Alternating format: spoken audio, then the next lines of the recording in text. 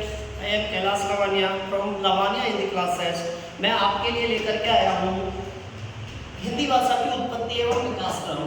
आपसे भाइयों एक प्रश्न पूछा जाता है कि कौन सी भाषा है वो कौन से अपभ्रंश से उत्पन्न हुई है। तो इसके लिए मैं आपके लिए छोटी छोटी ट्रिक करके आया हूँ और आपके लिए सीधे सीधे आंसर देने हैं। तो आपसे सबसे पहला क्वेश्चन ये है कि हिंदी की उत्पत्ति है वो कौन से अपभ्रंश से हुई है। तो आपका जो आंसर है वो शॉर्ट सेमी, मागधी और अर्धमागधी, इन तीनों अपभ्रंशों से हमारी हिंदी की उत्पत्ति हुई है। और इन तीनों अपभ्रंशों से हमारी जो हिंदी की उपभाषाएं उत्पन्न हुई है वो एक 5, वो कौन कौन सी उपभाषाएं हैं। तो वो राजस्थानी है, पश्चिमी हिंदी, पहाड़ी, बिहारी और पूर्वी हिंदी।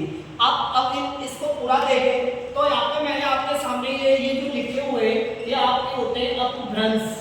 और अपभ्रंश कहते हैं हिंदी का बिगड़ा हुआ रूप, हिंदी का टूटा फूटा हुआ रूप है, उसे अपभ्रंश कहते हैं। और हमारी जो भाषा है वो 6 अपभ्रंशों से निकल के आई है, जिनमें से मुख्यतः स्वर शैली, मागधी और अर्धमागधी से हमारी हिंदी की उत्पत्ति हुई है। इसके साथ अगर आप देखते हैं कि भाई स्वर शैली भाषा से, स्वर शैली अपभ्रंश से कौन कौन सी भाषाएं उत्पन्न हुई है, तो आपके लिए सामने वाले एक ट्रिक लिखा हुआ है कि सूरसेन का राज पश्चिमी हिंद की पहाड़ी पर गुजरा।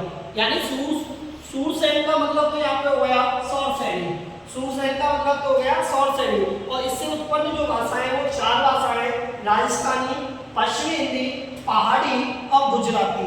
लेकिन आपसे पूछा जाए कि स्वर शैली अपभ्रंश से हिंदी की कितनी उपभाषाएं निकल के आई है, तो हमारा आंसर होगा 3। और वो 3 भाषाएं कौन कौन सी है, तो वो राजस्थानी, दूसरी पश्चिमी हिंदी और तीसरी जो है वो है पहाड़ी। इसके साथ हम अगला अपभ्रंश देखते हैं। तो अगला अपभ्रंश होता है मागधी। और आपसे पूछा जाए कि मागधी से कौन कौन सी भाषाएं उत्पन्न हुई है, तो आपको याद रखना है मगधा बिहारी बंगाली को उड़ाकर असम ले गई। कहाँ ले गई है, असम ले गई है। तो आप यहाँ पे देखिए मगधा का अर्थ तो हो गया यहाँ पे मागधी। अब इससे उत्पन्न जो भाषाएं हैं वो बिहारी, बंगाली, उड़िया और असमिया।